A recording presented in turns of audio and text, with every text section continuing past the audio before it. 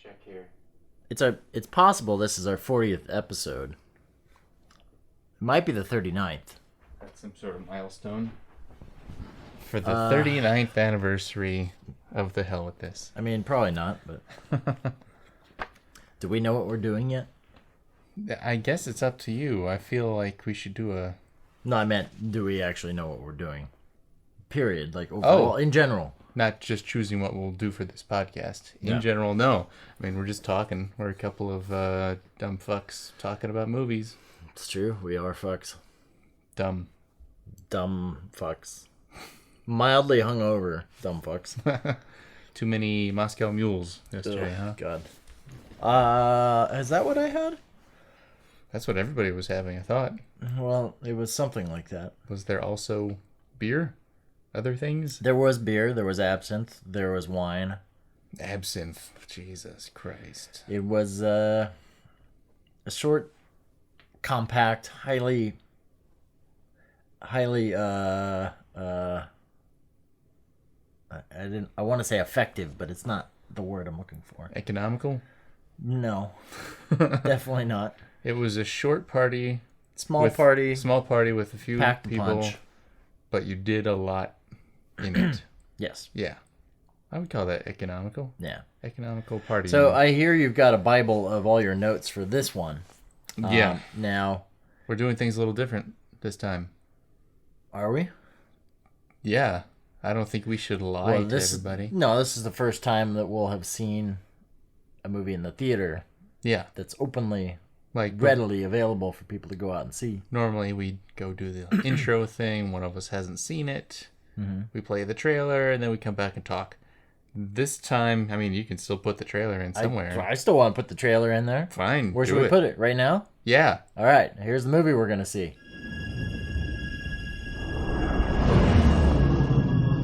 I thought you might be able to help me with the case.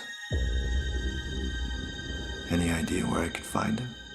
You police plan on taking me in?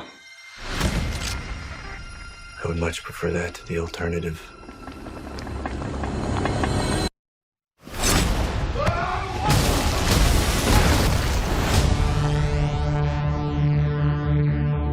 Every leap of civilization was built off the back of slaves. Replicants are the future, but I can only make so many. I had the lock, and he has the key. I think I found him. That's not possible.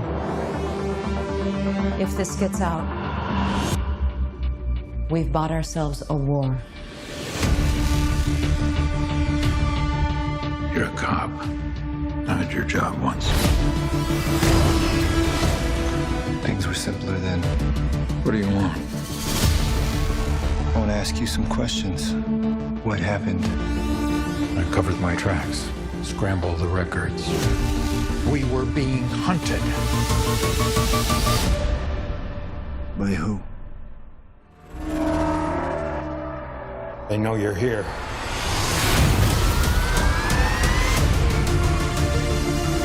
You do not know what pain is yet. You will learn. Bring it to me.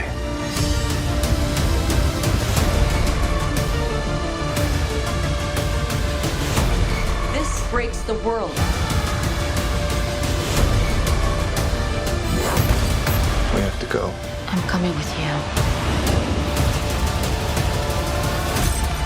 Where is he?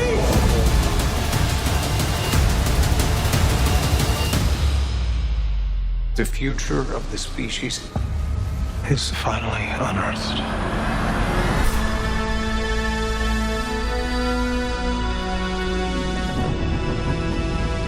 Do you want to Wow, that was a really long movie. Do you want to cut it there to make it easy for you? Yeah. That was only 17 hours of Blade Runner, and I wish I had more. 17 hours. Well, it's been Mark and I went and saw this last week, and we had both seen it before. I believe only once, right? Yeah, it was my second time. Yeah, my second time as well.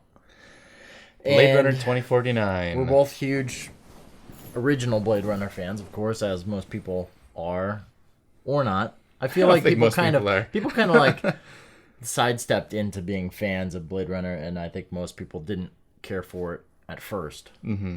Maybe that's because their intro was. It was like everyone witnessed the edit, like the filmmaking team will typically watch a movie go through all these different versions on the way to a final cut.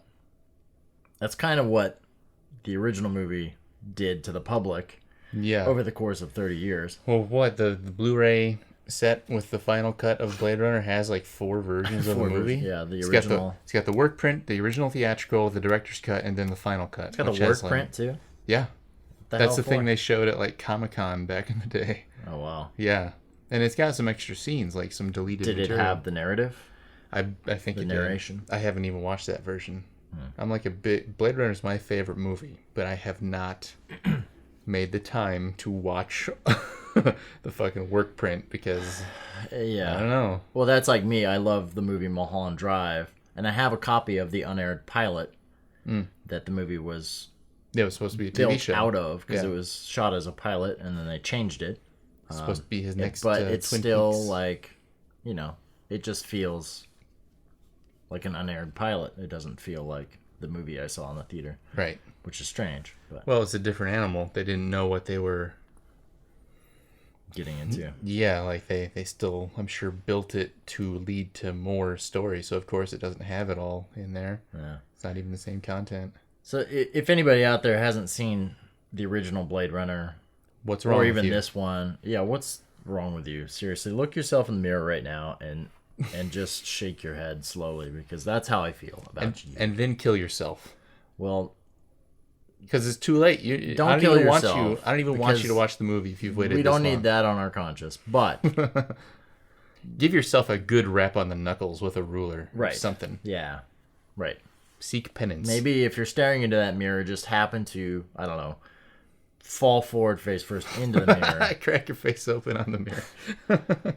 And get back to us after you've seen it. Yeah. So we should say, thoughts like, on... spoilers abound, obviously. I think people who listen to this podcast realize that... but... Hey, they probably only listened to 5 of our podcasts because those are the 5 movies that they've seen. Well, this is a new movie. It's still in theaters. I think it's worth stating again.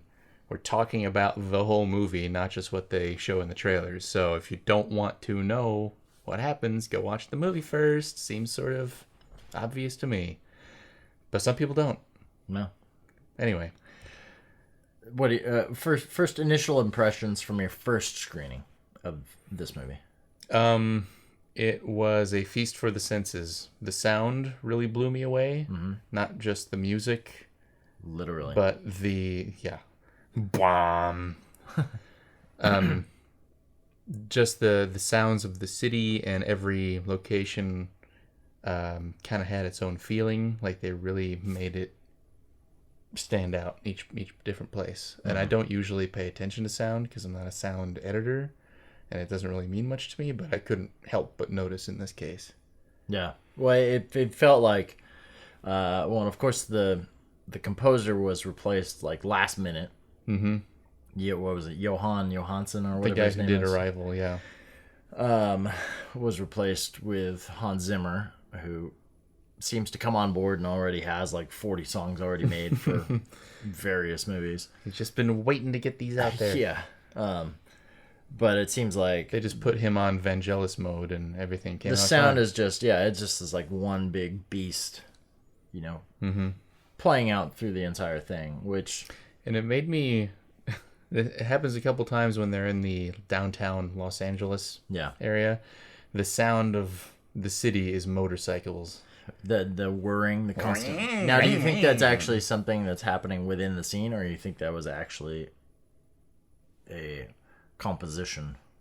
No, I think that was supposed to be in the scene. That sounded like a motorcycle. It kind of made me wonder, like, but it appeared in other parts of the movie too, not just in the city. Sometimes I feel like I don't know. It's the only could place be I wrong noticed about it. that. I need to watch it again, but it did make me go like, I guess that is the the sound of a city you don't want to live in is just constant rice burner motorcycles whirring around. I mean, would you want to live in this city, in Los Angeles 2049?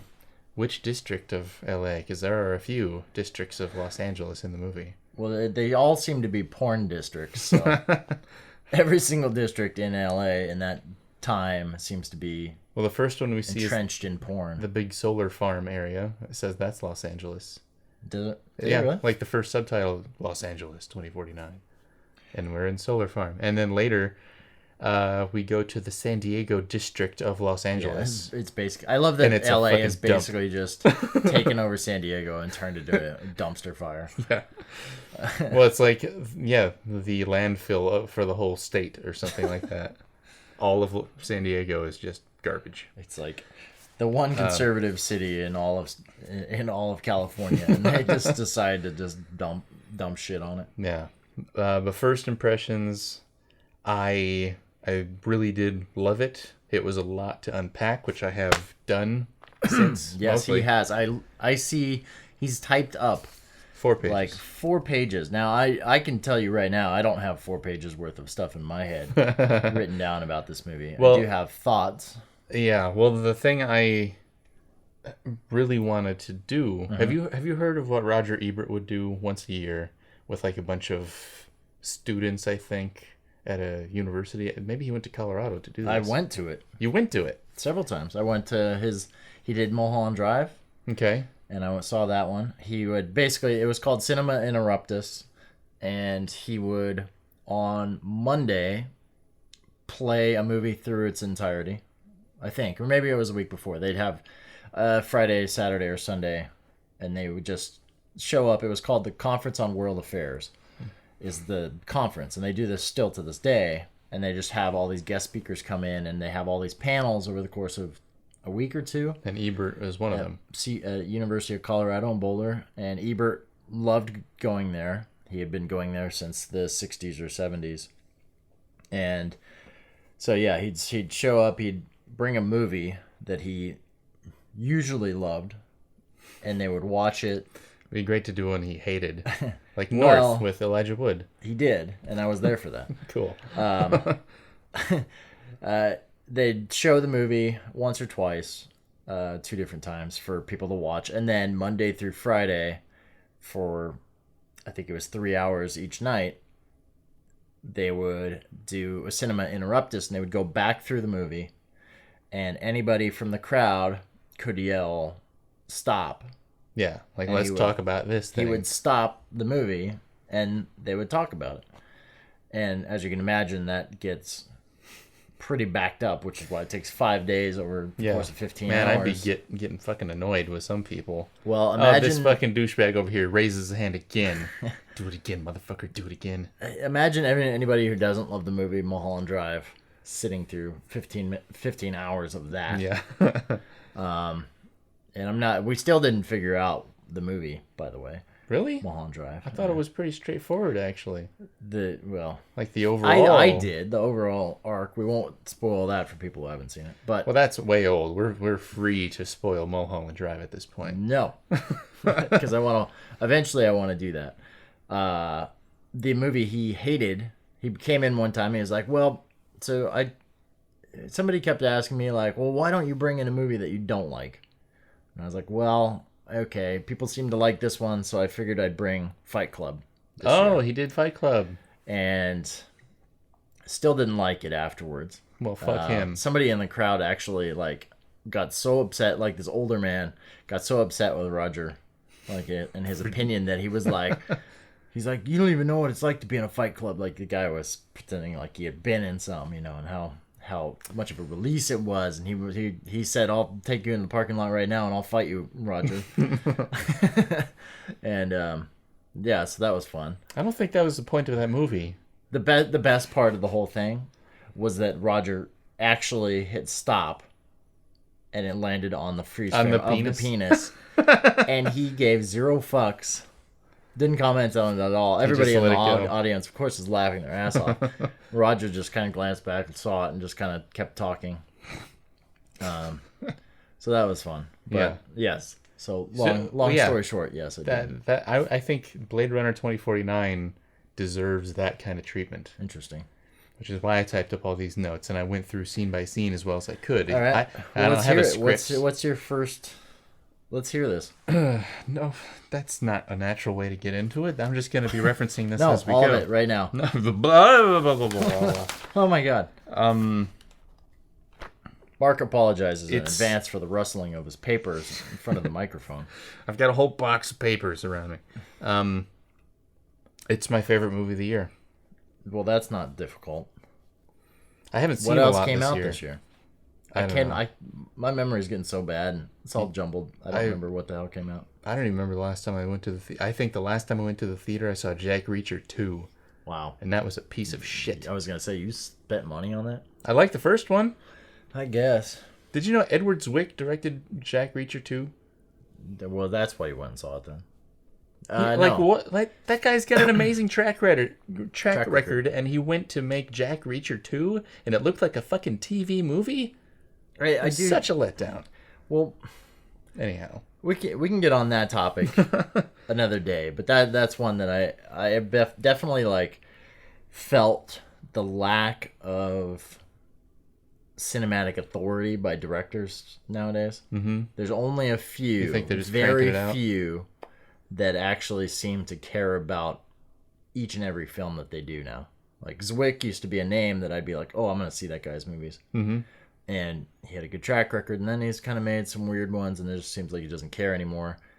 Every time, I don't know what that threshold is for a director to cross, where, I mean, Rian Johnson's a good example of someone who could have easily started making random shit, like after Brothers Bloom. Mm-hmm. Instead, he made Looper, and then he hadn't made a movie for what, 4 or 5 years up until Last Jedi. Yeah. Still haven't seen the newest trailer for that thing. Well, and I'm not gonna. I'm gonna wait. You're just gonna end up watching a fan-made trailer anyway, and you'll be like, "Look, that happened one time, just like you did last time." That happened once.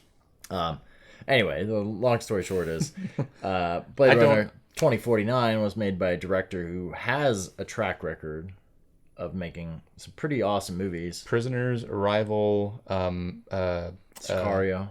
Sicario, of course. I love that movie. What's the one with Jake Gyllenhaal and the spiders? No. Oh, Enemy. Enemy. I love Enemy. That's a twisted movie I'd love to do. That's another. That's like a Lost Highway level movie for me, where it leaves you going, what? So you saw that? I did see that.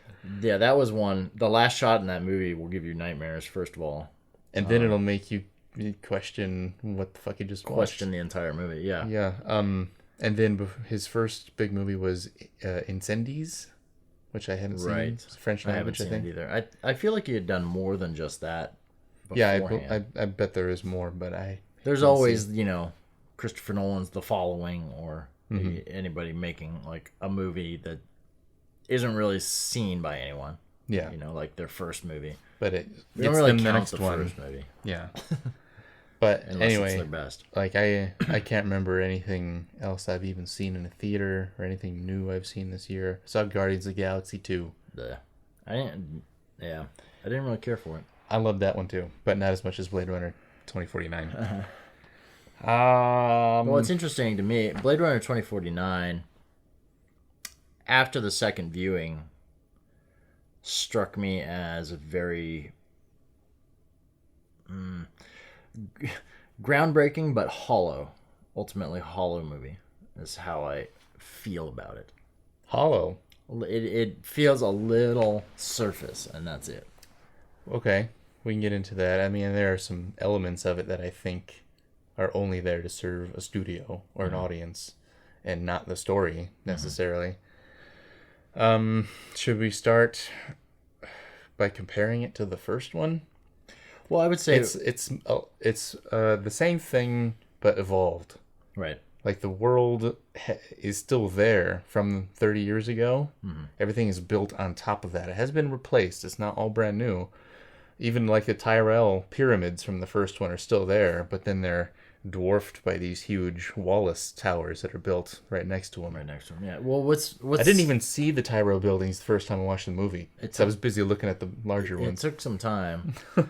I thought it was curiously devoid of people for a movie. Like it's all replicants all the way down. For a movie, I mean, but I just mean for a huge city with as much housing as they have. I mean, I guess really, it's not to say that the movie doesn't have these people somewhere. Mm-hmm.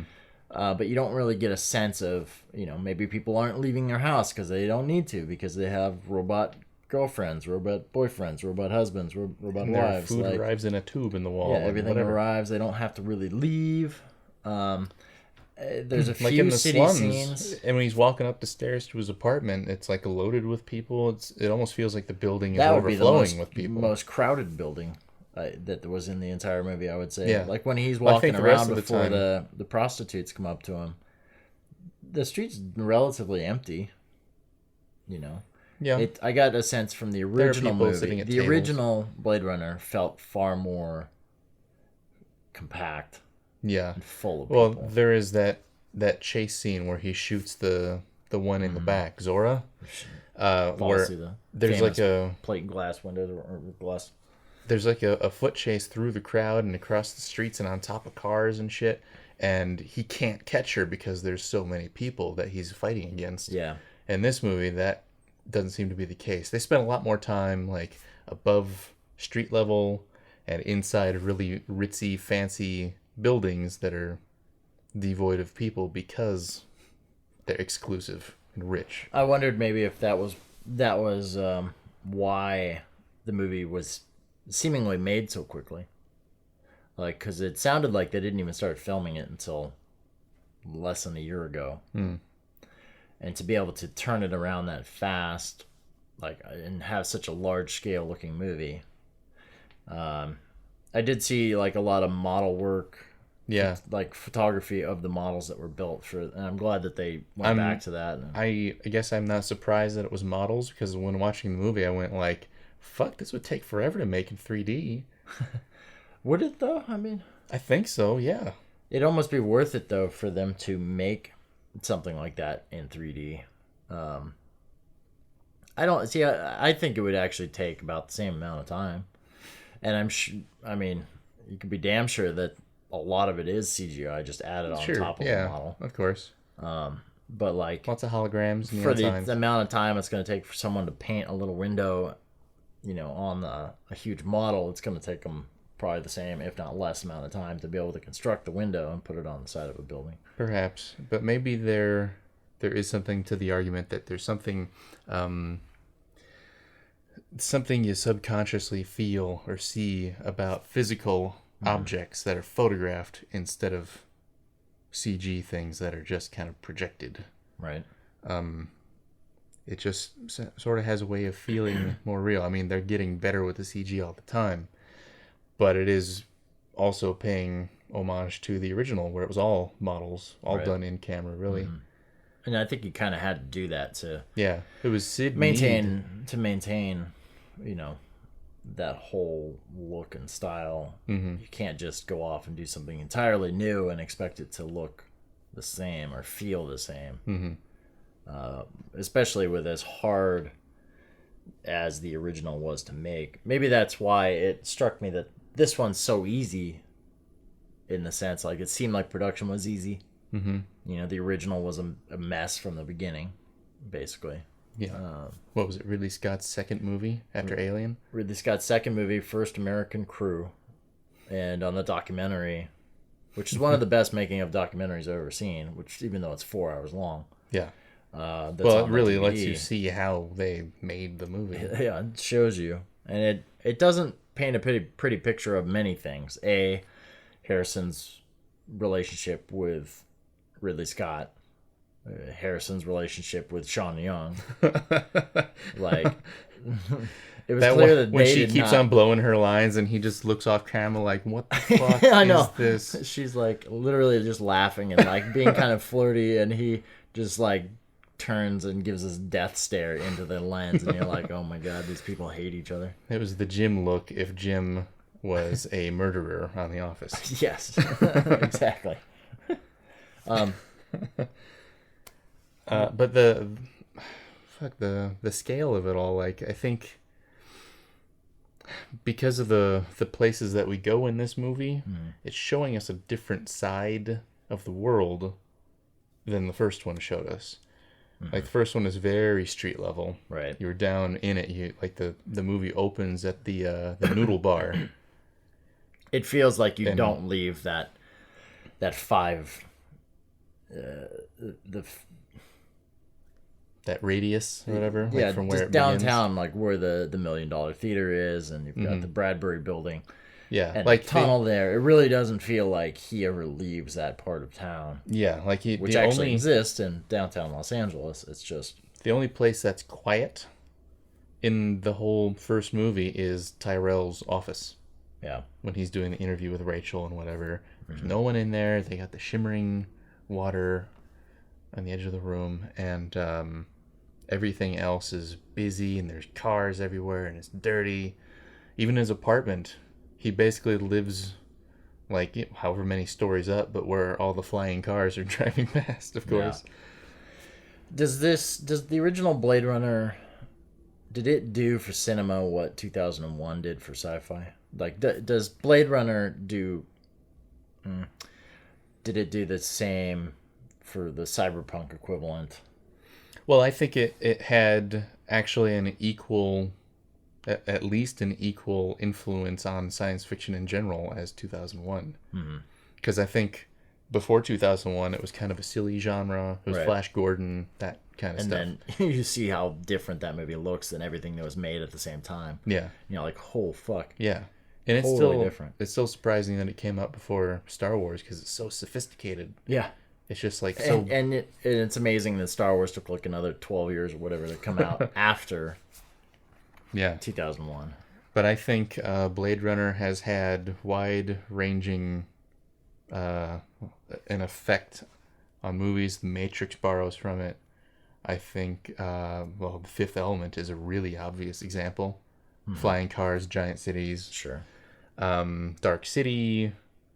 Sure. I don't know. Those are the big ones that I always think of. Which is amazing considering how bad the movie flopped. Blade Runner? When it first came out. Yeah, it was a major flop. People wanted another Star Wars movie. Right. Like, this was the year after like, Empire Strikes Back came out. Harrison Ford. Yeah. Like, he's on the poster with a fucking cool gun. It's a director of Alien. Yeah.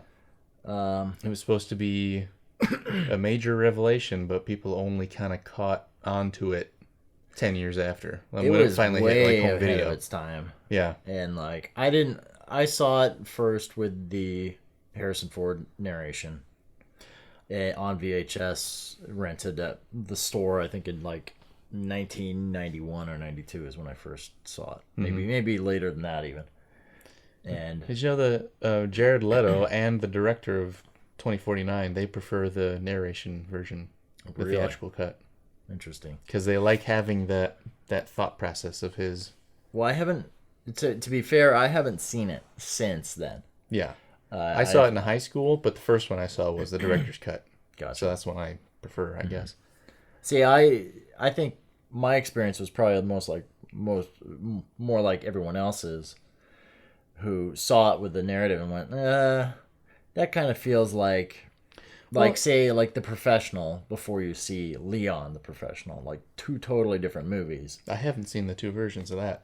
See, now, like the original is just kind of feels like something's missing, you know? And then you get the longer version, or in this case, the director's cut of Blade Runner, and it's like, okay, now this all makes sense. Mm-hmm. Like, it is what it is, and it's so much more introspective without that narration. I guess on a purely surface level, the narration feels cheesy.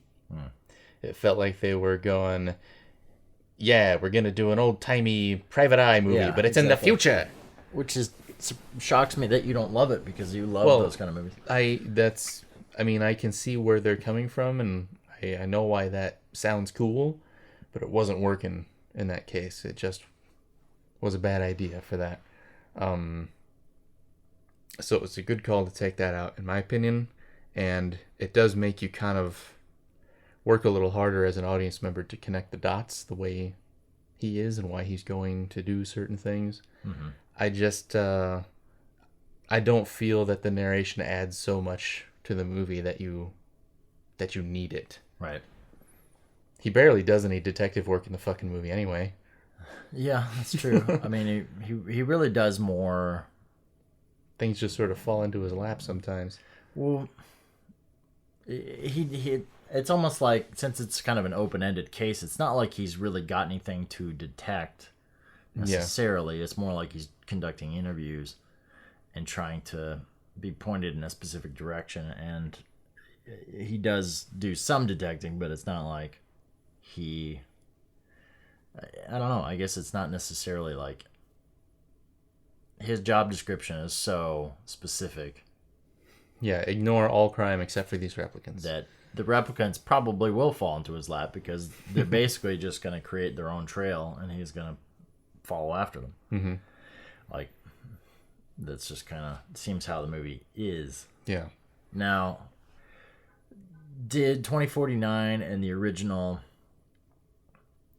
they strike me as two very different movies, but at the same time, they obviously exist in the same universe, and I think 2049 perfectly complements the original, but it's such a different movie, told in a very different way. Yeah, because we've got a different main character. Yeah. It's told from his point of view, so we see the world through his eyes. Mm-hmm. And we only get little glimpses of like the replicant racism, people calling him a skin job. Yeah. Or a fucking skin job. Or a tin soldier boy. How the hell do all these people know this, first of all? That was a question I had. Like, is it sort of like Megan's Law, where if you've been convicted of a sex crime in the past, you have to tell all your neighbors, so he has to go through and like inform everybody, I'm a replicant, but don't worry, I mean, I'm one of the good guys. I guess he is dressed a very specific way, like they maybe that's just a uniform. That he is. I remember seeing like a well-lit photo of his back, like a publicity still or something, and I think he's got like numbers on the back of his coat, so maybe that's an identifier. Makes sense. Yeah, but he doesn't, like the way they always talk about it in these movies, it's like it's something about their eyes, but his eyes look totally normal to me.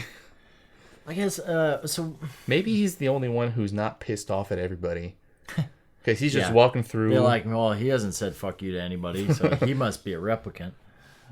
It's interesting to me because it's I think the thing that never really stuck with me through all these years, for some reason it had to be like beaten into my head, that replicants are humans, but they're modified. They're genetically engineered people, basically. And like that's the disconnect that my brain has always had. I've always just thought of them as like androids, basically.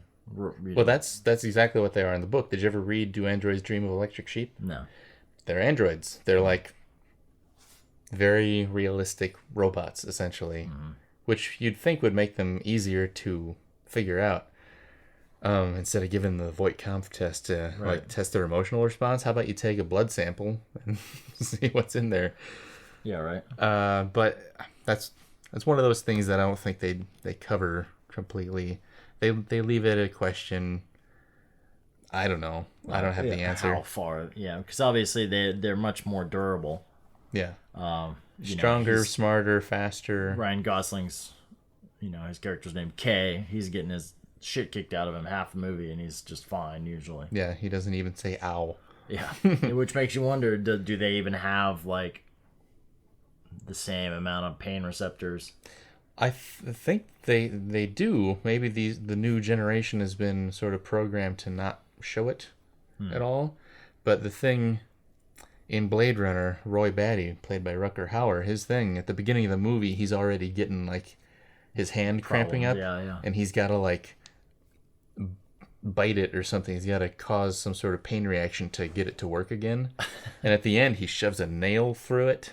All right. And everything just to keep going. So they do feel something, yeah. Probably what I can imagine the camera's rolling and everyone's like leaning over into Ridley's ear like, what is Rutger doing now?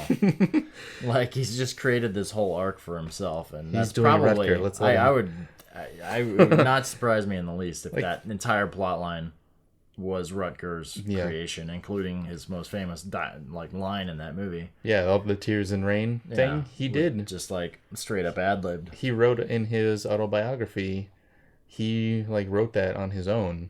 Yeah. And just approached really like, hey, I think I should have something more here. And they said, okay, go for it. Go for it. And then, oh, fuck, that's genius. That's the best thing we've got in this movie. So from my point of view, like, this movie, maybe you kind of hinted on how you responded to me saying this movie is kind of hollow in a way. It does feel like, and I always hate saying,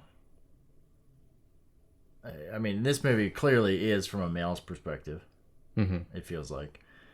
The female characters, there's really two that aren't, like, just straight up sex objects. There's Joy, and there's Love, and there's Madam. Well, who's Joy? Joy's a hologram. But she's a sexual. She's straight up created to be a male fantasy. That's one of the many questions this movie makes you ask. Throughout the movie, we're seeing Kay kind of build this relationship with Joy. It's been going for who knows how long. Yeah. But first time we see him together, he's brought home a gift to his fake holographic corporate made girlfriend right. for their fake anniversary. She keeps saying, like, but is it our anniversary? And he says, let's just say it is. So I can give you this thing. So there's multiple levels of artifice in this thing, and he's a replicant. I know. He's considered not a real person. So it's a fake man giving his fake girlfriend a gift on their fake anniversary. And what does that mean? I guess I don't have a simple answer for that. I don't think that the writer would have thought that it didn't feel like it was constructed deep enough to legitimize that amount of I feel like they're trying to say something here. They made a point of saying, like, it's not our anniversary, but let's say it is. That could be the director and the actors, like, building on top of what the script was there to begin with. But I get the feeling that the script was very straightforward, bread and potatoes. This is what it is. Perhaps. And then I like reading into this stuff, though, and I think it's... Oh, I do, too. When it feels legitimate, and this does not... necessarily. To me, that was my problem with the movie was that, and like, but the only characters, the Robin Wright character and the Love character, are really the only two outside, I guess, the daughter. But I think Joy is the most important one. It's one that's closest to Kay, and through the machinations of the movie, she kind of becomes semi-real with this emanator thing that he buys, and it's like when they touch, it kind of zaps him a little bit, but she's still totally holographic. And when she went out in the rain, it showed water getting on her hands. Right. But I don't know if that was just a hologram making up water on her hands. Right. I don't know. They don't tell you. It did show, like, it passing through the hand, but then it seemed like hand, there was a shimmer, and then it started to touch her for real. So she's, like, semi-real at that point. But anyway... don't get me wrong. The whole concept is awesome in that sense, and I have nothing wrong with a male told story. No, I'm not even. I know a lot of people. That's not a popular opinion. It seems like, but I'm taking a long time to explain what joy means. Basically, she's killed when her little emanator device is broken by love. Love kills his joy. On the nose? God damn you. But this whole time, like, the only reason that killed her, like, normally she would have been backed up on the home station or whatever. Mm-hmm. She makes the choice to be, like, made portable on this thing so that the bad guys can't find Kay. It's not something that he brought up. It's something that she did. Right. So she's, at that point, I don't think it's just a product. Right. I think... Well, it's just straight up AI. I think it's they're saying something about, like, how the most artificial character in the movie, the hologram girl who can't even really touch you, and has to hire a hooker to have sex with him is the most real thing. And she is an independent person, because I bet not every like joy unit out there would do the same thing. It's like a her level AI. It's a real person. Right. And just as the first movie was making a point, like all the human characters are kind of like gross and dirty and fucking angry, and the replicants are the ones who love life because it's limited for them. They're trying to enjoy it while they have it. And the same switch is happening here, where there's like a spectrum of real to fake people, and the fake people are the ones who are the most colorful, the happiest, the most joyful, like joy. So I think that's what she's in service of. It's not just like a weird male fantasy of having the hot Cuban girl at home to cook you dinner. It's interesting to me that I'm just saying, like, on a surface level, a lot of things play out like a male fantasy. The fact that it seems like this is a city just full of porn, but it's all like male fantasy porn. I mean, there's giant naked women and the ballerinas. Naked joy. Yeah. With that's like another thing. Why do the they weird black eyes? Why would they? If you're gonna mass produce something, would you not give the people the ability to control what the thing looks like if it's just digital? I think you can. One detail I noticed when he like plugs in the emanator and it's doing like the syncing with Joy, it shows all of her characteristics in a list on the side, and they all seem to be like drop down menus. So I think there is a lot of customization you can get. I think Does it all gonna look if the they same? just used somebody else for the holographic advertisements, then the audience wouldn't get, okay, that's her. Sure. So I think it's purely for that reason. Most important question I have for you is Blade Runner and Blade Runner 2049, are they both sequels to Lars and the Real Girl? Where Ryan Gosling plays like a guy who falls in love with a real doll. Yeah. Also a great movie. Yeah, great movie. I'm really kind of a similar love between, him and this inanimate object. Yeah. That everyone's like, you realize this is like a sex toy, but he treats it like a real person. And he says, don't you talk about her that way. Don't talk about her that way. And like, there's this legitimately somewhat heartbreaking story behind it. Yeah. Well, I mean, this is sort of heartbreaking too. He brings his girlfriend along on an adventure and gets her killed. And that's like his whole life at that point. He can't go back home. Right. And he's picked up by the replicant revolution people. Well, and he has nothing.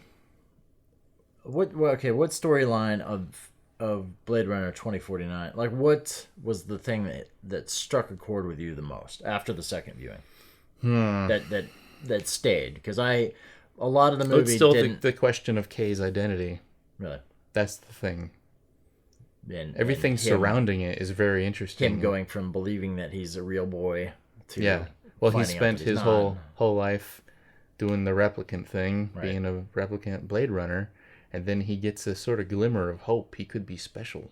And I think the movie does a pretty good job of showing us that he is special because he has this girlfriend at home. Right. And people seem to think that replicants are soulless and they're just slaves and they have to follow orders. But I wonder if, because he is a Blade Runner, they have given him a little more latitude.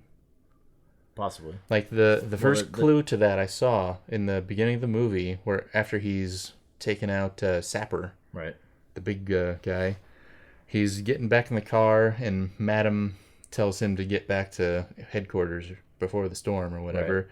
And he says, not literally, but he says, no, hold on. So he was allowed to say, actually, no, I'm not done here. And that's when he gets out and he sees the flower, and it leads to the discovery of Rachel's bones under the tree. And if he was just a drone, right, if he was just fucking robot, well, as soon as she said, get your butt back here, he would. There would be no question. But because he's an investigator, I feel like he's a special kind of replicant.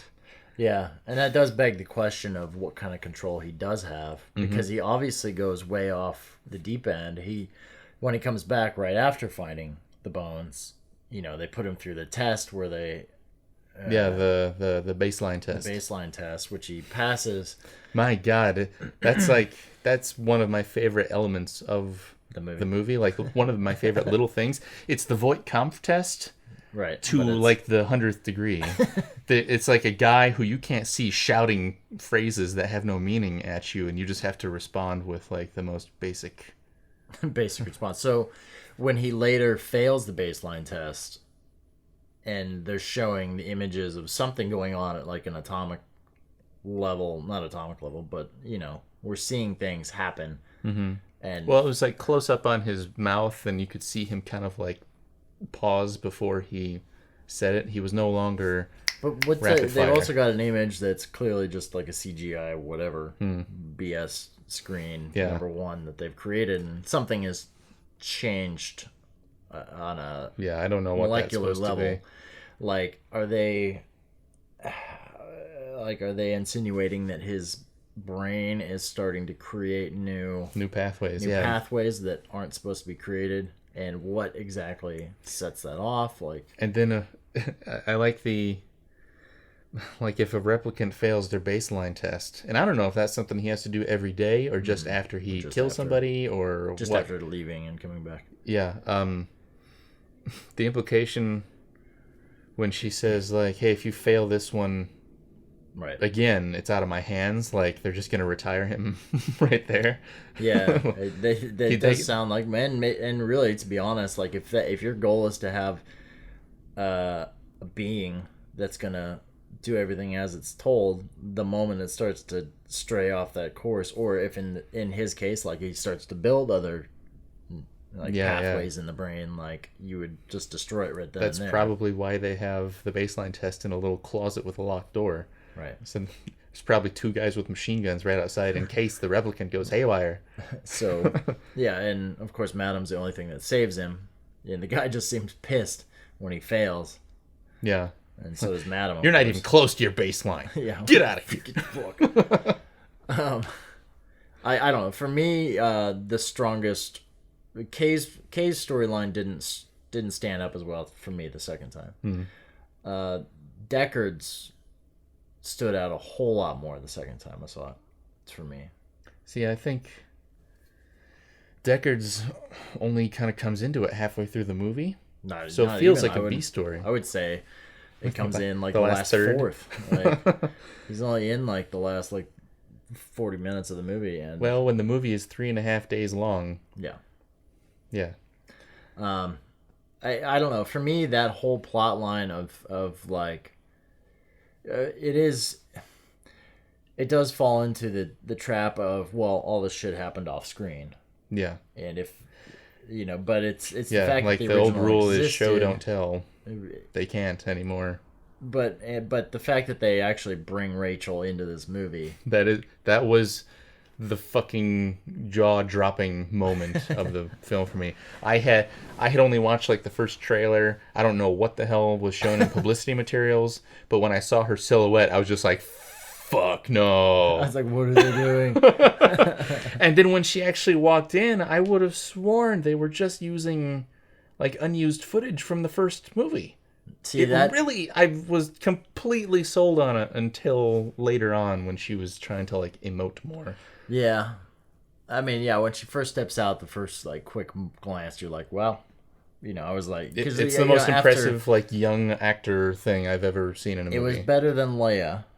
It's better than Leia. In Rogue One. Better than Tarkin, for sure. They did it really smartly because they kept her in the dark and they didn't show her face all that often. She's only in like half a dozen shots. The thing that didn't do it for me was her eyes still and the mouth. There was something about the shading that looked flat. Like her mouth actually looked like a 2D sprite. Like it was just printed on there. The way it was, the shadows were hanging off the lips. Like it was still fantastic to see. And I'm glad that they went there. I can't say it's perfect, but it's still the best I've ever seen. It's getting close. I can't wait for it to be perfect. I can wait. I'm not in a rush. I know actors can wait. I can't wait. Like, they don't want it to happen. But it's come a long way since Final Fantasy. For sure. Which was also mind-blowing when I first saw it. I want to do that movie one time. I love that movie. I hate that movie. Well, it's so stupid. We can be Siskel and Ebert for that one. But yeah, I mean, the fact that they brought her out there, it was a little. This movie did fall trapped to a few tropes or just like kind of cliche things. Mm-hmm. Like, let's say when Kay finally finds out he's not the one. Yeah. You know, and the woman's standing there and she tells him, "Oh, you thought you were." We all want it to be us. Yeah, we all want it to be us. And then, which makes you think, do they all have that memory? Yeah, I wondered about that. But at the same time, when she's saying, "Oh, well, we're building a rebellion," and then suddenly all the fucking people come out of nowhere, it's like, that's the kind of like movie trope thing. It was a movie trope, and I was kind of worried, like, oh, fuck, are they going to storm the Wallace building or some shit? They didn't go down that path, and I'm glad they didn't, because it could have become real stupid. I mean, it's a little thing for me. It was just, Matt made a good point, though, that the movie blatantly tells you Kay is not the one. Early on, when you're seeing the dream, the memory of the kid running from the boys, because the kid has hair and the boys are all the boys are all bald. The boys are all bald. Yeah. And in that orphanage, all the boys don't have hair. Yeah, but I guess. But it's a little clue that you wouldn't don't necessarily put it together. And I don't know that I would ever I'm too daft to recognize something like that. Like I realize that in movies sometimes they, especially with kids, and especially in a weird post-apocalyptic world, like everybody's got their head shaved except the special kid. Right. And sometimes kids just don't let their head be shaved. Of course, they could always recast them in that case, but. Yeah, that's a little clue. He's not wrong. Do you think I want to know, like, when you sit down to make a movie like this, where you're taking something that's so original and unique of its time, and then you're going and making something new and fitting it in the same world. How do you think they prepared for such a thing? Do you think, because to me this felt like heavily influenced by William Gibson novels, whereas the original movie does not. I haven't read enough William Gibson to know how to answer that. I think there was enough cyberpunk elements to it to feel like something out of Idoru, or Neuromancer, obviously. I guess anybody who's read those would know what I'm talking about, but I've only read the first half of Neuromancer. That was more of a Matrix thing, wasn't it? Like they call it when the I Matrix. When I remember seeing the trailer for the Matrix, I think it was at the Super Bowl on the Super Bowl one year. I was like, "Holy shit! They made Neuromancer." And then I saw the Matrix at the end. I was like, "Well, that must be written by William Gibson or something." Yeah. Nope. I don't know how that relates to 2049 at all. Neuromancer, I think I forget the lead female character's name, but she basically is like described like as Trinity, black leather, skin tight, and everything's set in that kind of tone. But what about Blade Runner 2049 made you think of William Gibson? In Idoru, like there's an idol. It kind of reminds me of Macross Plus, for those who've seen that. Did you ever see that? No, but I know of it. Basically, that's just like the biggest singer in the world is actually just an AI, and she's presented, as like Joy kind of is in this movie, and that whole aspect, the male fantasy aspect of the movie felt like something that William Gibson had written, or something. I just had a thought. The Joy scene with the prostitute replicant. How can I make this funny? It's two chicks at once pretending to be one. Yes. Yeah. What would you do with $1 million? Two chicks at once who are pretending to be one chick. So who are the humans in this movie?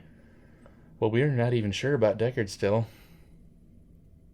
I guess they don't. Well, I've because here, let me just throw this out. Like Rachel was apparently a special kind of replicant. Right. She was a Nexus 7. They show her serial number. It starts with N7. Right. Nexus 6 were the bad guys in the first movie, and now the new ones that they're eliminating in 2049 are Nexus 8s. So they skipped 7. It's possible that he's a Nexus 7. That he's a Nexus 7 as well. They're the generation that's capable of procreating. But of course then, that doesn't really help the replicant revolution because they're concerned like we need to protect the child to prove that we're real, we can reproduce. Right. We can make a baby too. But they're not the same generation, so they can't. I was a little shocked that Deckard survived. Me too. Given that Han Solo ate it, I I figured that he would have said, you know what, just get rid of me. Just get rid of me. I don't want to have to do another one of these fucking things when I'm 92. Yeah. But, in the fact that, Cade dies, presumably, or he just, fell asleep with his eyes open on the stairs. Maybe they'll make Blade Runner 2050 and it'll be like Terminator 2 where he just reboots. The movie, after the movie came out, of course, the headline was 2049 bombs. Right, but it's already worldwide. It's made its money back. It's at like 200 million, and it costs 150 million. It still seems like it's in the top 3 every week, so that's good.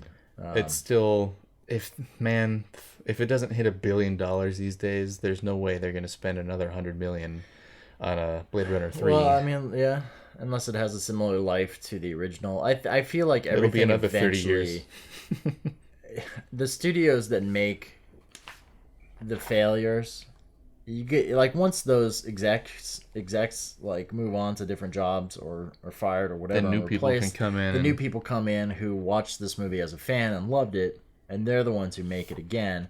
And it will make money. It's just not going to make as much as Guardians of the Galaxy is going to make. Right. It's it's. I just read an article about there were some people hoping that like the Chinese market would save it because a lot of 1.5 billion people live in China. Yeah. A lot of those people see movies. Apparently, science fiction is not a big Chinese attraction. So it's not doing well in China. Like they don't. The studio made their money back. And I'm sure it'll pay for all the marketing and shit like that, but probably did great in Japan. Home video is not exactly as thriving a business as it was in the 90s and 2000s with VHS and DVD. Mm-hmm. Now it's all video on demand, and that's much cheaper. I think the profits are smaller for the studio, so I don't see a way that it's going to be saved financially. Do you think the millennial generation, which apparently we're a part of? What? Yeah, exactly. I keep wanting to slap people who say that. We're Generation Y. After X. I thought that for a long time too, but apparently we're not. What the fuck does that apparently mean? We're Xennials. What? Xennials are the people who are in that gray area between Generation X and Millennials. What the hell is Generation Y? They just coined then? this recently. I think that's all bullshit. I don't believe it. The generation that doesn't go to movies is what I'm asking you. Because we're too busy working jobs to pay the bills? Because the baby boomers have made everything so goddamn expensive? Yeah. There were some scenes in this movie that... It's funny, I talked to Steve Phelan a little bit about this movie. Mm-hmm. And I believe it was Steve. And he was saying how much of a mess like the Elvis sequence was, which I loved. Let's talk about the action sequences in the movie because those are my least favorite parts. Uh-huh. Those were the things that I thought were just tacked on to make it feel like a modern sci-fi movie. Because I'm not even talking about the action. That's what that is though. The sci-fi element of just the design. Oh, okay. Was awesome. Go ahead. To me, like of that whole scene and just how it was shot, like it just seemed so gorgeous to me. It was a well shot scene. For those of you at home, I can actually see The despair in Mark's eyes to say those words. Despair? Yes. Disdain. Yeah. No, there's despair in those eyes. Sadness. It was fine in and of itself, but it sort of I just didn't know. That was a moment in the movie where I couldn't tell what these two guys actually wanted and how they were getting it. Kay shows up, goes out to Las Vegas, finds Deckard somehow. He just wants to ask him some questions. Deckard takes a shot at him, pushes him off a balcony, and then it's sort of a cat and mouse kind of a thing. But then they get into a fist fight. Right. It seems like Kay, as soon as the gun was out of Deckard's hands, could have easily just sort of like bear hugged him over. Right. But they added in Deckard. He keeps punching him until he like gives up, and it felt really anticlimactic for a fight scene. I don't know what the point of it all was. It felt just like didn't old go man. anywhere. It felt like old man Indiana Jones. Yeah. Yeah. Like he. I agree with that. I didn't know what he was feeling because I didn't even get a sense of like, oh fuck, I'm too old for this. This guy's gonna kick my ass. That's almost like a little bit of fan service, like them just like nothing could ever bad happen to the main characters of something because, God forbid, the fans will burn your house down. That's what it felt like to me. It didn't bother me necessarily, but it was like, well, old man Deckard's definitely grumpy and get off my lawn. Wants to kill this guy, but he just kind of gives up and is just like, oh fuck it, whatever. Is the dog a replicant? Why don't you ask him? I think he is. Why? Just because of that shot that was very much like The Thing. Where it's just like in the doorway. There's the one shot of the dog walking up and just stopping and staring, and that's what the dog does when they fly off with Deckard. The dog walks up to the edge and just stops and stares. I thought that was sort of a Futurama reference.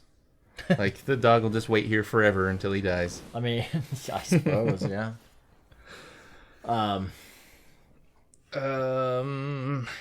Yeah. What else is on that little notepad of yours? A lot. Printed. A lot, dude. Print 3-hole punched. Oh, you know what I wanted to talk to you about? The love replicant. Sure. When we first see her, she's just sort of not a secretary. She's like a salesperson. She's sort of like Wallace's right-hand man. Who's terrified of Wallace. Who's terrified of Wallace. Wallace is blind. He has these little drones that go basically fly around and are his eyes when they plug him in with this little thing. And whenever they're in the same room, one of those eyes is always watching Love. So he made her.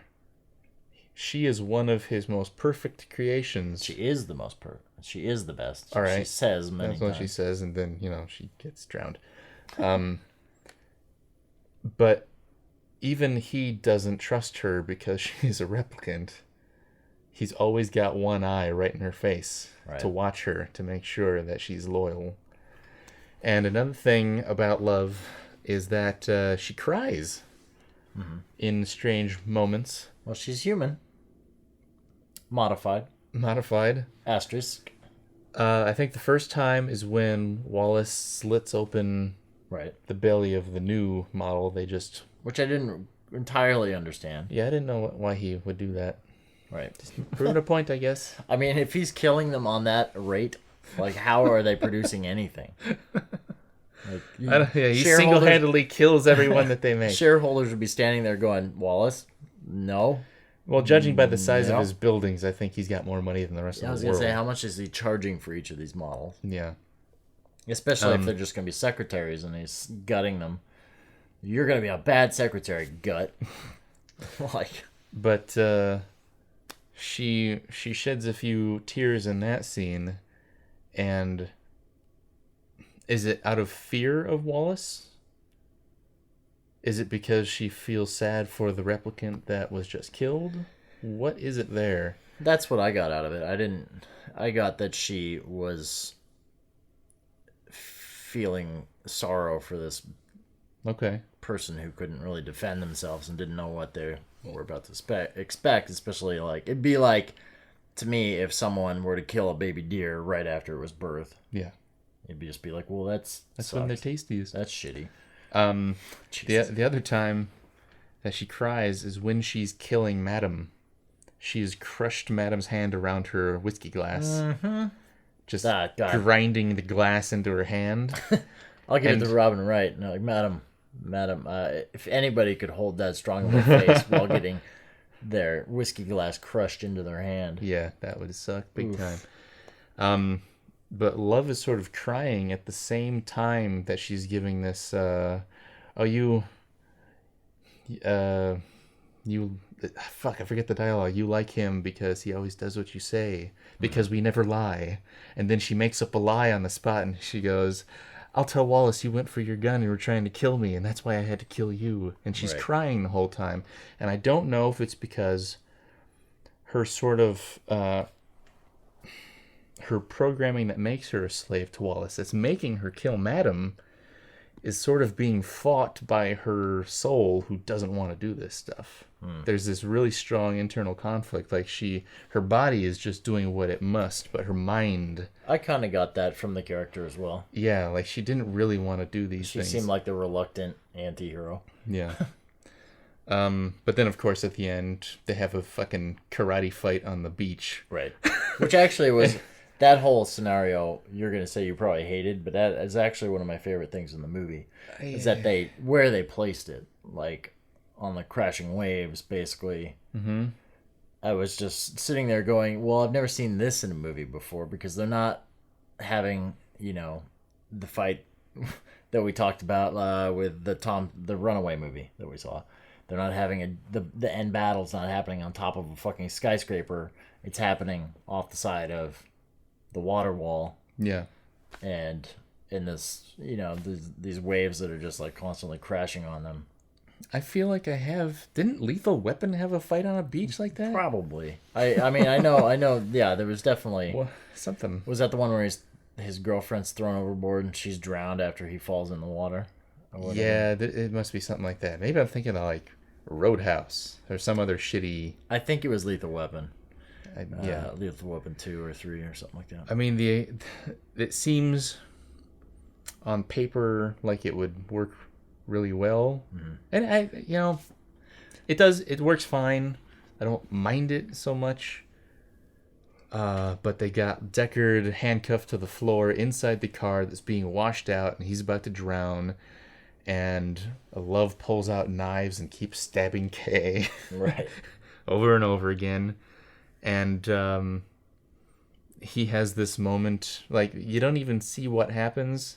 Kay just appears to save the day, to kill Love, and get Deckard out of there. And I guess we're supposed to just go with, well, he used his incredibly strong willpower to fight through the pain and loss of blood. Right. That's why I was like, well, he must be, there must be just dampeners on the pain receptors. Like, he hardly even notices. Like, in the first scene, he gets stabbed in the shoulder by a sapper, and he doesn't even do anything about it. Yeah. And then he just glues it shut. Yeah. Which is interesting for a human. Modified asterisk.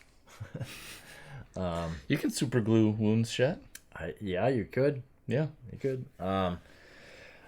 The whole scenario was just sort of like the story is over. It would have been the same outcome if the spinner had landed further out in the water, and Love was killed by the machine gun fire from the little drone guy. We would have ended up in the same place, so I don't know why we had to have this little fight scene thrown in there. Sure. It just kind of stopped the movie that. for me. I think I just appreciate the cinematic quality of it, because it kind of had like a little bit of Inception.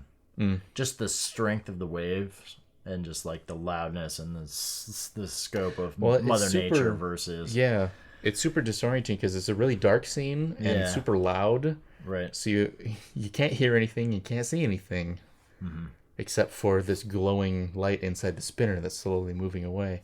What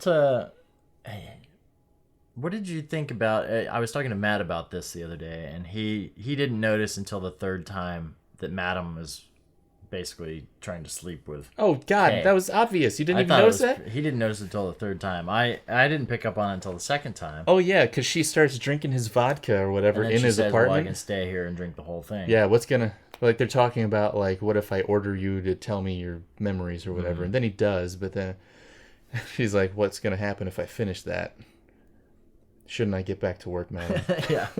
Which is kind of interesting that even... She's threatening to turn him into a sex toy. Which I thought was hilarious because it's like, he basically is a replicant, which to her is just as fake as his fake girlfriend is to him. Mm-hmm. And yet, won't stop her. Well, she knows better than to do that, I guess. Right. It was just an interesting... I'm glad that moment was in there because it kind of opened up her character a bit more. Mm-hmm. I got the feeling like she does seem like one human surrounded by all these replicants. Well, that kept her character from just being like the boss lady at work.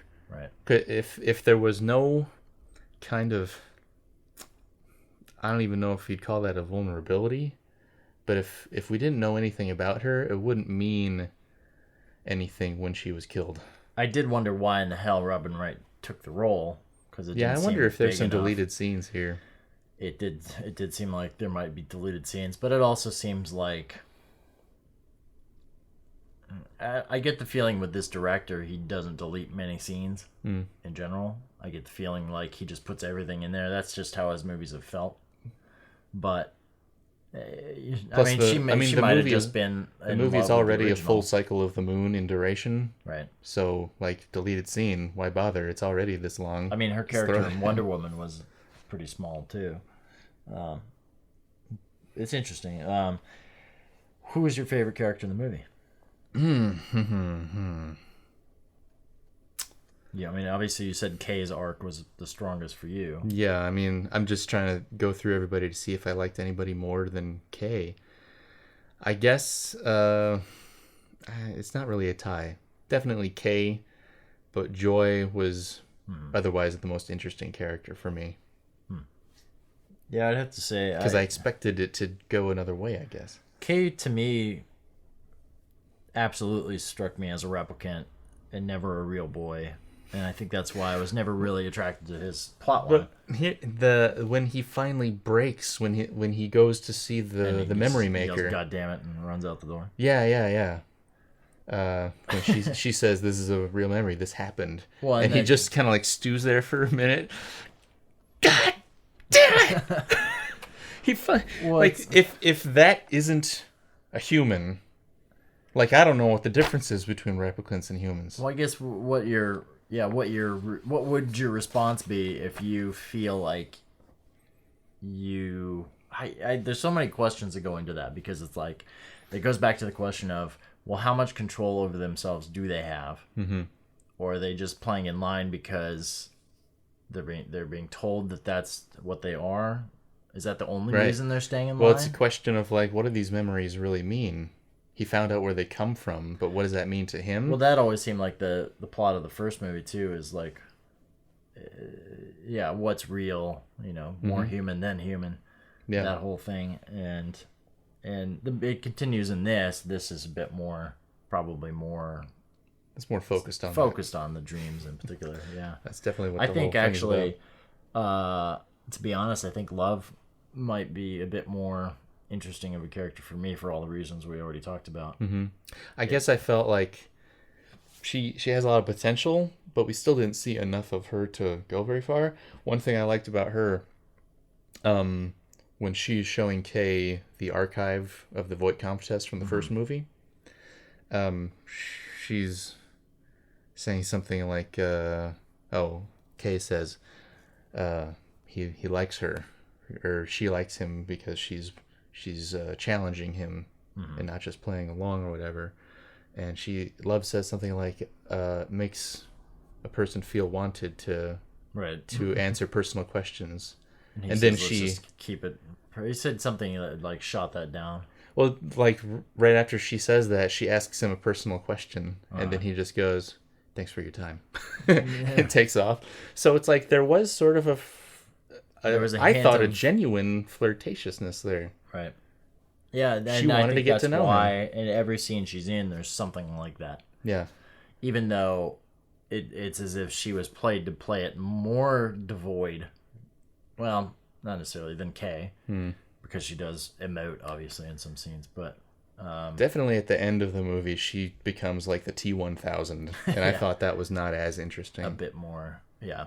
And I think that's why ultimately the movie, to me, I'm curious to see if the movie is gonna have a lasting quality to it, you know, because I feel like it is long. It does run long. I always felt like the original was a 3-hour movie, to be honest. Under 2. It's like 156 or something. It's shorter than 2, which is mind-blowing to me. Or 146. Joy was a very interesting character to me, but it was definitely a male fantasy, and as it should have been. That's what the character is. I guess I see where you're coming from, but that's not. Well, I understand what you're saying too. I'm just saying, as a design, a corporate design as a corporation. Oh, like created literally, this thing, yes, of course, she was made that fantasy, way. And it's supposed to do. I think even the tagline for the thing was like, "It'll do what you say," or something. But it's everything you want to see and everything you want to hear. Yeah, right. So it's sort never talk back to you. It's an Amazon Echo. It builds this profile of what you like, and it'll just give you that over and over again. Let me just go through my notes. Mark is now on page 3 of 4 of his notes. No, page 4. Oh, like I thought there was we already talked about the Rachel scene. Sure. Interesting note. Deckard rejects this gift from Wallace by saying her eyes were green, and then he walks away. And then she gets her head blown off. Gets her head blown off right behind him. Sean Young's eyes are not green. They're brown. I wondered about that because she didn't look so different to me. And knowing that, the second time I watched the new Sean Young, and they matched Sean Young. They gave her brown eyes. But in the little Voight-Kampff test, the close-up of the eyeball, that's a green eyeball. It's like a green eyeball. Yeah. It's one of the many continuity problems with Blade Runner. Yeah. that they never totally addressed in the final cut. Interesting. That whole thing that felt a little cheap to me too. Like it was easy for him to say no. It would have been. I feel like it would have been more effective if they just literally just threw a bag over her head and dragged her out kicking and screaming, and having him listen to her screams as they're gonna take her and dismantle her. Yeah. You know, as opposed to just shooting her in the back of the head, which is gonna create a mess for one. Yeah, it's all water in there. But it's like in his the domain. The koi will eat it. Why do they want to blow somebody's head off in his shop? I don't know. Out, But right after that scene, where Deckard is presented with Rachel, and we go back to Kay after he's been talking to the replicant leader. Yeah. And he's wandering outside. We have no idea where, but he's on a bridge, and he sees this giant purple joy. Right. He's like, that's the one with the black eyes. The one with the black eyes. And, the purple hair and shit.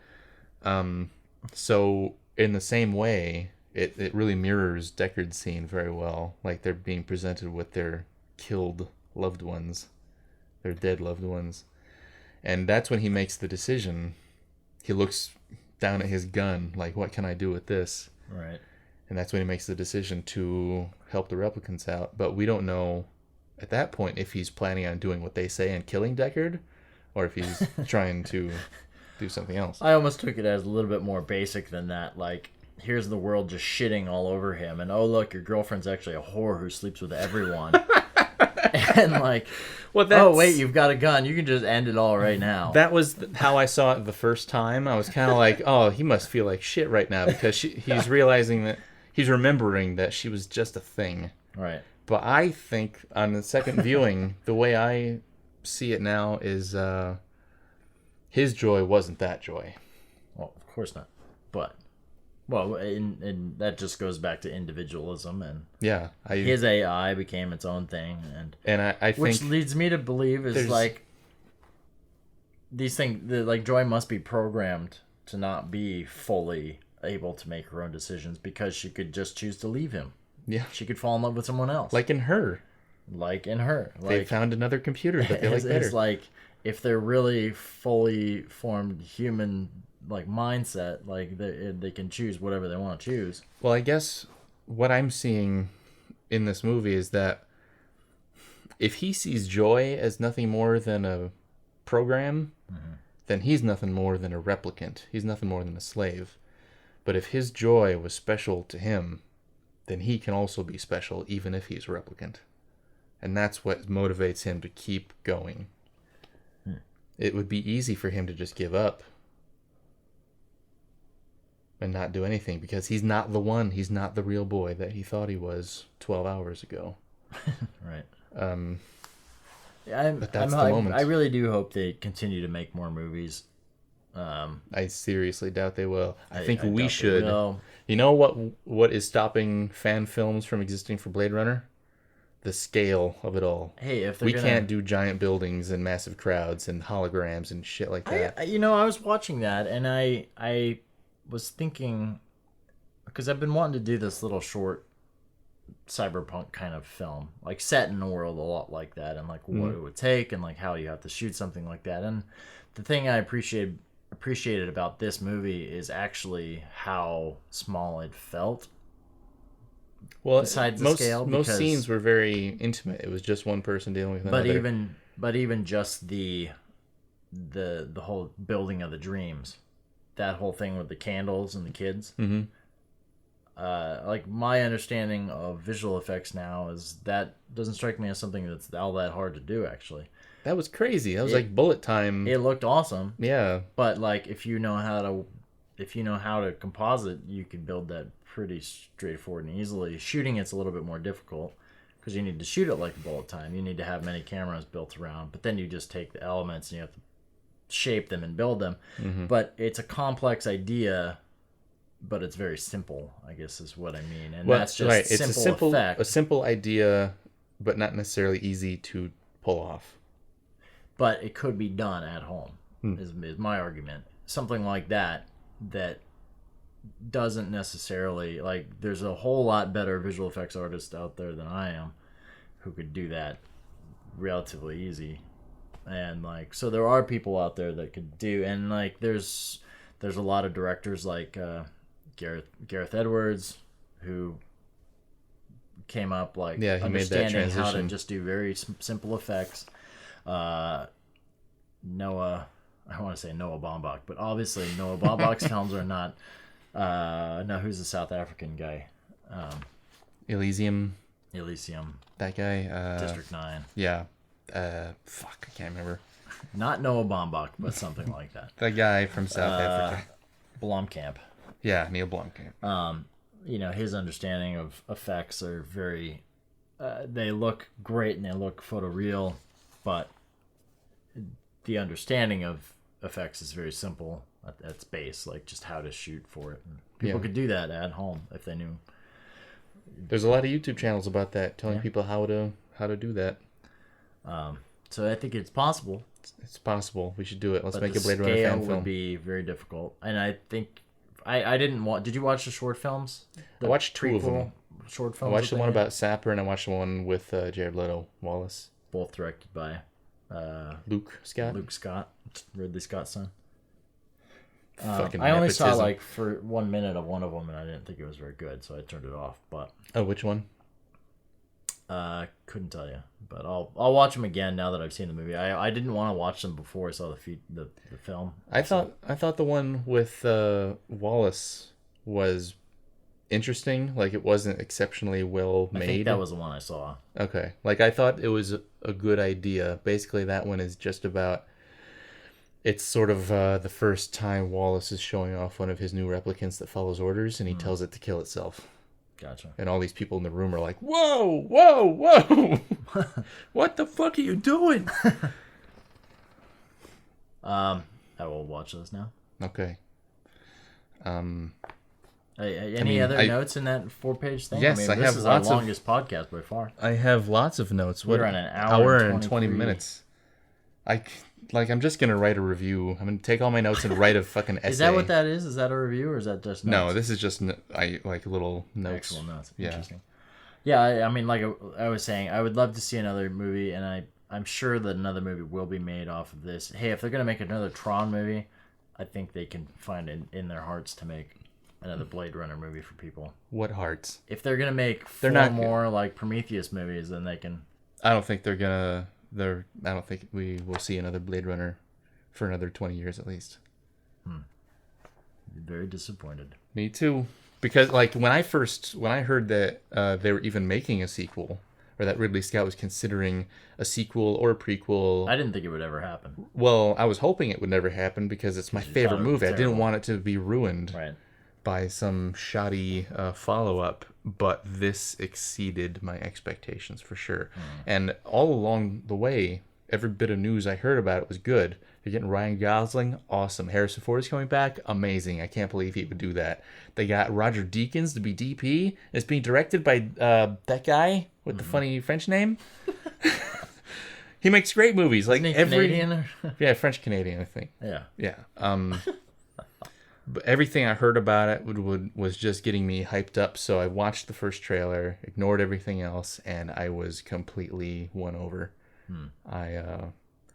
It really is a great complementary movie to the first one. Yeah. And that's why I feel like there needs to be a third. Why? Because if they complement each other so well, they're just different enough. Okay, let me clarify. I don't think there needs to be another Blade Runner that follows the Deckard storyline. Okay, good. Yeah. I think it'd be interesting to see something in that world that is basically... Okay, if David Fincher's never going to be allowed to make a Star Wars movie, I want to see him make a Blade Runner movie. Cause like never allowed? Didn't he turn it down? Well, he turned it down because he knew he wouldn't be allowed to make it the way he wanted to make it. I see. Okay. But someone like him, who's a very like modern detective story filmmaker, I would love to see somebody go back to what the original Deckard thing was that we're talking about, like the noir-ish style. Shoot something in the depths of the city of Los Angeles or outside. Yeah, it'd be interesting to take it back to the concept, like the bare bones of Blade Runner, like what it was supposed to be in the first place, and just like do something totally new. Because even though the Dick family said that it was like one of his least favorite books he had written. Really? That's what I thought. I've heard that. I remember Philip K. Dick saw the work print shortly before he died, and he gave it a thumbs up. He liked it a lot. So maybe that's because he didn't care for his own book very much. So he was like, "Oh, he did a lot better than I thought." Yeah, good job, guys. Yeah, I think there's a big, wide world for new stories in that universe. Like, or at least K's full name is like K-6.1L or something like that. If that's just one serial number out of a world populated by billions. So we haven't yet seen something totally from the perspective of the runaway replicants. Well, and we haven't really ever gotten a good feel for how many Blade Runners there are. How many are necessary. I don't know that it all has to be explained, but just to see more of that would be fascinating. I think to see more. I think you could have a whole movie set inside the police station. Sure, there's enough going on there. Yeah, you could make your own Black Mirror series and like have one a week. Another Blade Runner story. Yeah, Monster of the Week, as you put it last time. Right, or Alien of the Week or whatever. Replicant of the Week. Yeah, I think I hope we see more from the universe, and I think that there's room there.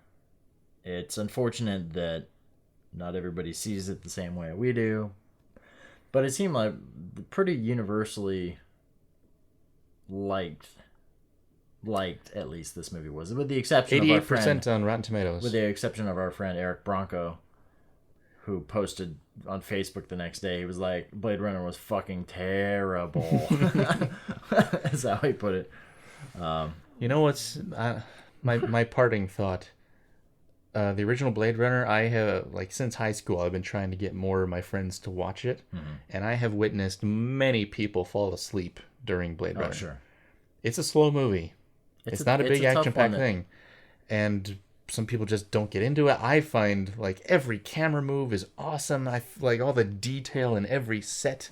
is awesome. There's always something to look at and try to figure out, and what does this mean? Sure. And some people just switch their brains off. They want to watch Some people don't Armageddon. want that kind of movie. Yeah. Yeah. And that's always been my argument with a movie like Mulholland Drive, again. Like, I love puzzle movies that are more than just a surface movie. Here's the thing with most puzzle movies. You can solve them. Right. Mulholland Drive, you just go, huh? Well, you try to, your brain tries Lost to figures it out on, like, a Lost Highway is like, there's no like, every time I'm like, oh, I feel like I'm on board, and then like, wait, what? What just happened there? I like puzzles you can solve. Sure. No, I mean, David Lynch makes a puzzle out of different puzzle sets. But, like, you can't solve Lost Highway in my mind. You can solve Mulholland Drive, even though there's some weird things happening. Some weird shit going on. I think there's only one real world scene in that entire movie. I think the rest is fake and, like, just a metaphor for everything else. We'll get into that later. It's a metaphor. Anyway, I don't have any other parting thoughts besides the original. I was gonna say, like, people fell asleep to that movie. Sure. Despite this one being an hour longer, people I don't see people falling asleep to this one. I mean, I went to, like, opening night, Thursday night, like 8 p.m., and the guy next to me fell asleep. Fuck him. Straight up snoring. Did you nudge him? I don't understand people who go to a movie opening night in the main crowd. Like at midnight or whatever? Well, like 8 p.m. Okay. It wasn't like Thursday at midnight. No, it's Thursday at 8 p.m. And the guy fell asleep, you know. Yeah, if you're that tired, just get a refund for your ticket, bro. I guess if you're that excited for something, how would you fall asleep, even if you didn't necessarily care for it or you thought it was a waste of your time? Did he bring his kid or something? I don't know. Whatever. But I think we've had a good discussion here. I would say so. Let's expand it into a 5-day festival. Yes. And we're gonna fire dancers. We are gonna will a third Blade Runner into existence. Okay, I'll start thinking about Ready? it now. Okay, start thinking. Oh, I pooped on the couch. Oh man, not again.